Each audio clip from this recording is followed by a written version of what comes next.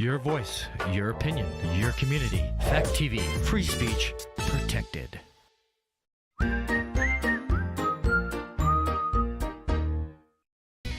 news, politics, business, sports, arts, music.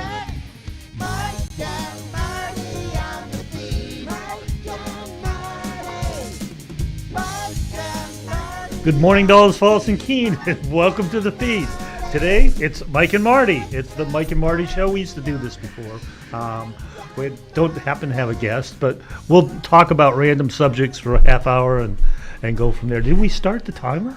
Oh, the timer? Because that could be an important thing today. We don't even have a timer. I'm not sure where the timer is. All right, You'll have we're going to count on Colin to help us out. I was so worried about what we're going to talk about. We should just talk about how we time the show. Yeah, that's a good thing. We always have a timer, and then 24 minutes or 25 minutes in, we bring the timer and we're done. We let people know, because we do, when we have a guest, we actually usually get into a good conversation, and we want to make sure that we allow people to finish their storyline, really promote what they're here to promote. Come up with a way that maybe if they want to get volunteers or donations or something, that they can get that information out. So that we don't just cut them off. Yeah. But anyway, local events. So at the Bells Falls Opera House this week is Mean Girls, following the streak of remaking old movies. It's so fetch, though. Is that from Mean Girls? Yeah. Remember, that was one of the things. Yeah. I never saw the original Mean Girls. Get out! I know. How could you not see that? I know. And it was actually one of those really quotable. It was a quotable movie, and I'm curious because Tina Fey is the driver behind the new Mean Girls. She was originally, too. Oh, she was? Yeah. Oh, okay. She was originally, and then there was actually a Broadway play. I don't know if a Broadway musical called Mean Girls. Okay, I'm just like, is this a parallel universe? Because you know about this, and usually it's me. It's parallel universe on the feed. Well, so the Broadway play was based on the original movie. They made it a musical. And then they said, "Well, this is so good. Now we're going to make make a movie from the musical." So this is a musical movie. Okay, so I did watch the trailer only, and that's what I thought I didn't remember about. Not that I'd seen the first one, but I didn't think there was, because there's definitely a whole musical layout to it. It reminds me of. It reminded me of Barbie. I mean, it looks like. To me, it looks that it has that genre. Feel to it. Yeah. It's Wednesday. You're supposed to wear pink. He really knows. This is okay. Wow. It's not just history. It's not. No, it's one of those. Yeah, it's really pop culture. There was so many great lines. I'm sorry. I can go into the classic movie this week is The Breakfast Club. All right. Now you're talking my language. Your generation. My language. Edward Jones is a sponsor. It is R-rated, so it's good to remind people of that. So it's a brain, a beauty, a jock, a rebel, and a recluse. All right. That was a classic. It was a classic movie. And I was trying to think, I almost think that I didn't ever see it on the big screen. I don't think I did either. I think I saw it. I think, and somebody can correct me if I'm wrong in my memory, I think that in that time frame when it came out, I don't remember if the Opera House was really operating as an opera house. I could be wrong. It seems like there was a period of time where we didn't have the front. The whole opera house needed to be renovated, and they had to get a screen, and I'm not clear on that. History gets a little fuzzy the older you get, but I think that was that period of time. So if you wanted to see it, you would have had to go Keene, Brattleboro, Springfield, or something like that. So I'm kind of excited to potentially see it on the screen tonight. I mean, they're interesting movies in that they're cultural classics. They are cultural classics. Yeah. Reminding everybody, I guess I had it wrong last week when I reported that on Friday night it's Martini and Keys at Popolo. I guess it's this Friday night. Oh, okay. I guess I was a week ahead of myself. That it's Martini and Keys at Popolo. It's in the lounge. Daniel McNamara will be the jazz musician that will be playing piano, while you can sample a variety of their martinis. Yes. And they have a nice selection of martinis down there. I was trying to, because I knew we didn't have a guest, so I was trying to look for some there's not a lot of happening out there for local events. Well, I think it's that time of year. People It are is that cocooned in. They're out of the holidays. It's snowing, and they're not to the next level. We're not quite to the holiday, Yeah. like Valentine's Day yet. Then we kind of get into spring. I did see that somebody posted on Facebook yesterday, is this the 45th day of January? I thought that was funny. I've been thinking that same thing. It's like January is as long as July, November and December. October, November, December. Whoa. So, anywho, this Saturday at Next Stage down in Putney, and it's sponsored by Next Stage and Cooperman's Frame Drums. Everyone, if you don't know where Cooperman's is that little factory as you're headed just out of Here, North Westminster on 121. Yeah. They're sponsoring a Middle Eastern and Eastern Mediterranean percussion style and techniques free workshop. Wow. So I thought that was kind of intriguing, Yes. something different, and something that has a good local connection, because those frame drums that you see that gentleman holding, that's what Cooperman's makes. Oh, see, I always thought they made those rope tightened. Well, I think marching any kind of, I drums. think they do. Yeah. And didn't they used to be called Cooperman's Fife and Drum? Yeah, I think so. Yeah. But I think so apparently they've changed to frame that's drums, because interesting. maybe there's not Yeah. as much of a call for that kind of drum we should anymore. maybe scoot out there and get them in and do Have them come in and talk about what Yeah. they do now. Yeah, I mean, they've been there for a long time, and it's kind of one of those places, what do they do there? Anyway, so that's the free workshop. And then that evening, there will be a concert with this gentleman that's doing the free workshop. Oh. So I wanted to, as I was looking through to find events, I was trying to find something that was at least something that was free, a free event for folks. And just to, find something to do around, and it's an afternoon, or you can stay for the concert. I think the concert tickets were like $25. And then Saturday night, there's, so I'm sure people are familiar with Allison's Orchards. Yes. And Allison's Orchards was recently purchased, and now Allison's is operating what they're calling the Orchard Tavern. Oh. So I think they're trying to make it a year-round operation. So where they normally they're in the space that they would do weddings and catering events, It's they're gonna be they're like a making it. restaurant? It's a restaurant. They've redone the bar, so you can actually go into the bar, and there's stools, and you can sit at the bar, and there's a TV. So the actual room is the same. Like, they haven't cordoned off the room. The room is the same. They have a little pellet fireplace in the center, but they're doing they do a like a pub menu, and then they're having music, and then they're having events. So this Saturday night they're actually having a comedian come. Oh, interesting. Yeah, that's kind of cool. Oh. Because it's a big space. Yeah, So it is I a mean, big a lot of space. times you go That's somewhere, like where and the empty it's bowl goes. Yeah. Yeah. and you go and there's someone, but it's like really packed. They've got a really big space. So the comedian starts at 8:30. Tickets are $25. The comedian's name is Rob Steen, and you can go early for dinner, or you can go just for the actual show, and then they'll have some appetizers available for purchase, and then the full bar will be open. We've gone and we've had the food, and the food's very good. I guess this chef is, if I understand the story correctly, he's someone that used to have a food truck. So if you're into smash burgers, Oh, interesting. I'm into some smash really burgers. good Yeah, smash really good. burgers. Oh, nice. So it's just kind of another place to go. Just one more place. It's as we have 45 days of January. Sometimes just the idea of going someplace different. Yeah. So that's and doing something different. That's what I was thinking about when I was trying to find local events. And so that's what I have for list Yeah. of local events. That's great. Well, a sort of a local event is Fact TV is now streaming basketball games. Have you seen that at all? I knew that they were doing it, and I knew that they actually have them on the site and on the television channels. Correct? Yeah, they're on Facebook. They're on the two channels, 182 Comcast and 1082 on Comcast and 172 on VTEL, and you can watch the basketball games live. Nice. That's So- a nice service. Yeah, it is. So if you check that out, if you're watching on one of the online things, there's a donate button. You can donate money. So if you go to the Fact TV website, Oh, the website. that's where you can see the basketball games. I think if we listen to Alex correctly, you click on news, and then it'll take you to the games. Uh-huh. And then there's right on the front page of the new website, there's a donate button. And why would people want to donate? Because things like streaming a basketball game live cost money, and it's not Oh. money that like lines the not pockets of Fact free? TV. It's money that they have to have someone working to to have do that. someone They have do someone it, yeah. like holding the camera and doing the. I just.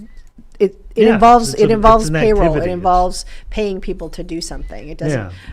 It doesn't just like when there's events that people want filmed, and when there is a certain cost to that because you have to pay someone to film. Occasionally, maybe someone donates their time, but Yeah. generally speaking, you have more of a likelihood of finding someone to cover an event if you're paying them. That's right. And it's the not cold a hard lot. cash. No, it's not a crazy amount. But I guess the point I would make is if you like these things, if you Mm-hmm. like watching your basketball games live, it's sitting at home eating popcorn and maybe having an adult beverage. Right, that you cannot have in the high school auditorium. That's right. Maybe you'd want to say, okay, I'll give them some money to do Yeah, it and it because can it's be sort of cool. $1, $5. Yeah. You know, it doesn't. It's not like I think when people think of donations, they think in the I usually quantity. think thousands of dollars.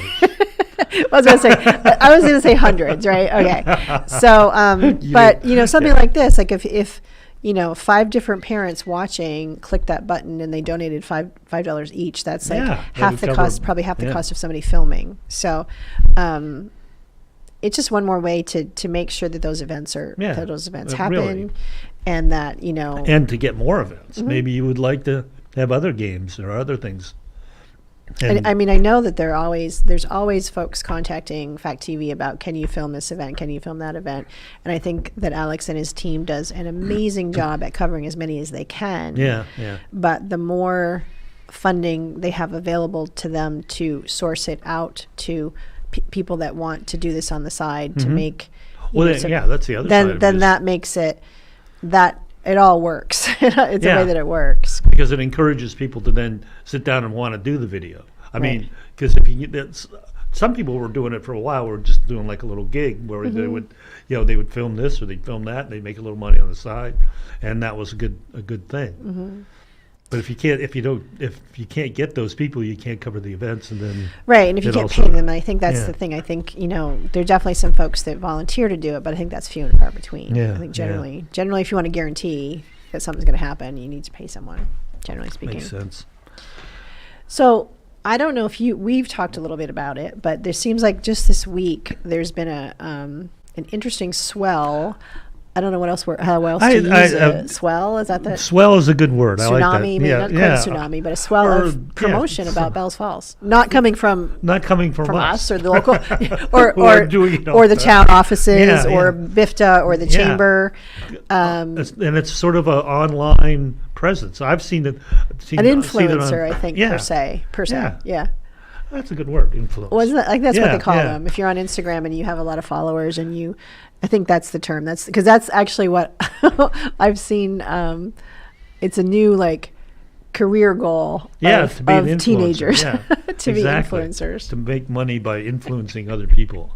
But anyway, back to this is called Rocket in Vermont. The one I saw was called Rocket. That's the one And I it saw was- shared out. Yep. It was amazingly well done, and it even, here I live here. I promote this. It was really well done, and it really brought me back to, I haven't been there in a while. Yeah. Maybe I should check that out. I always think it's interesting, and we've probably talked on this before, that the lens that folks from the outside look at the town with is way different than the lens of some of us local, because we take a lot for granted. Yeah, I mean, even yeah. me, and like you just said. So if you haven't seen the video, you can actually go on Facebook. You can just look up Rocket in Vermont and scroll through. I mean, this isn't the only town he promotes. He promotes a lot of different things, but it was just interesting to, he's enthusiastic. He was knowledgeable about the different places he was had promoting. clips from all the places, and it was really quite And good. I know there was at least one comment and like he missed some things, and he said, "Oh well, next time I'll try to, you know." So to his credit, he covered a lot, but there's like a lot more. He did one, I think, on. He also did something about Hetty Green. I didn't About see that. Hetty Green being here. There was a Yeah. video because I think I went through his page, Mm-hmm. and so there's two promos for Vermont. And then after that, it's probably the way the algorithms work on Facebook is all of a sudden travel. He also did a video. I don't know which came first, the chicken or the egg, the rocket in Vermont or hers, but she also did a video of downtown Bells Falls, similar type thing. And then she did a little video about the kissing bridge up at the Vermont Country Store. Oh, I saw both of those. That's So it's just, I find it's kind of cool because, they both have a lot of followers. So there's just that much more potential for people to come in to town and to visit. And, whether we like it or not, we need that tourist. We do. We live on that. We do. But it was, I guess, to me, it was interesting because it was like, wow, this place is really cool. It was, and it was just, it was that. Well, it's kind of funny because, like you said, it's the lens of the outsider. Yeah. The things that we drive by every day, they were like, oh, look at this. It was great. And I was thinking as I was watching it, I was thinking, okay, well, we like to do the kind of travel around. I think we like to do the travel like a local type thing. In a lot of places, we'll go to a lot of like surrounding towns, and we'll be looking for the kinds of things that he was highlighting here. Yeah. The coffee shops and the cool little ice cream shop / burger place. We were just driving to somewhere. We were headed down to Northampton and East Hampton on Saturday. We were going down Route 5, and there's a cool little ice cream shop / Dairy Joyish kind of place. And we thought, got to remember that for next summer. So things that we look for when we travel around are a lot of exactly what he was highlighting here. Yeah. And an interesting thing on he was at the Dairy Joy and he talked about it, and it was out front and it was closed. So he must have filmed this like really recently. But then he had clips of it in the summer. I was pretty amazed. Yeah, I wondered about that. I wondered if what's his process? Does he really plan? Does he make sure he plans? He finds an area, scopes it out, figures out what he wants to highlight, gets those. I guess it's just because this is kind of sort of what we do. Get that B-roll, and then he creates the live portion of it where he's actually there and he cuts from this location to that location. And it looked like, do you think it was done with an iPhone? Do you think he just had one other person with an iPhone? I think he had somebody with an iPhone. I'm guessing that because or that like seems a full like so camera popular. setup. Okay, I know that's the thing that most people, they can do amazing things now. So, but so if you haven't seen it, check it out for sure. And maybe like and hit like and share sponsor and share and all those things. So maybe he will come back and hit the other. We have a lot of other history here in town. I mean, look at the whole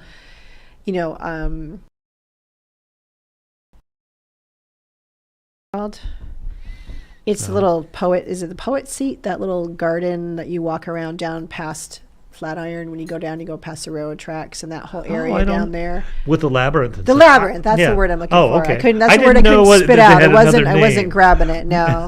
I know poet seat has been used down there too, but the labyrinth and that whole area, that's a whole nother hidden gem. In Bells Falls, there's lots of little hidden places. So maybe we all should start looking at it through the lens of tourists and outsider and kind of, especially this time of year when you're looking for something to do. Maybe just look downtown. Yeah. So,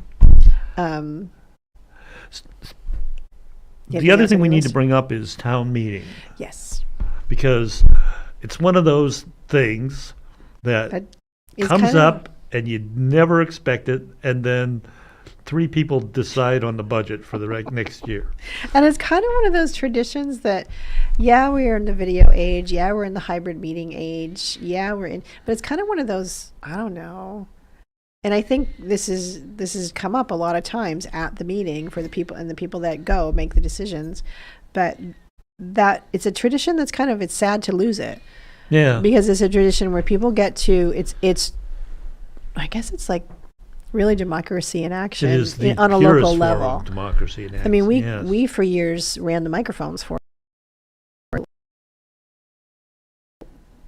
I think you said the town just did a survey, like why? Yeah, they were doing a workshop of how to attract more people to town meeting.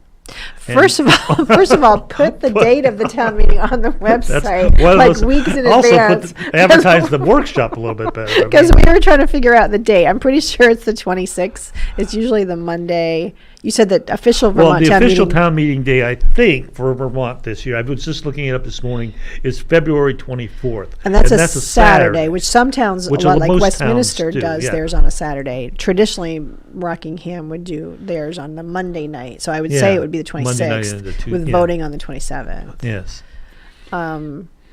And we're hoping that within the next couple of weeks we can strong arm Scott Pickup to come in and to Yeah, talk it'd be about. nice just to, like, I would like to know sort of what happened at the meeting. What ideas did people have to make it more popular, you know? And then I know it's been hard because there's a lot of discussion about the fact that it is in the evening, so it's hard for people that have families and kids, and it doesn't start till so you have the school board and then the town, or the town and then the school board, however they Right, alternate right, it. yes. So sometimes So it potentially the meeting's not starting until 7. can be very long.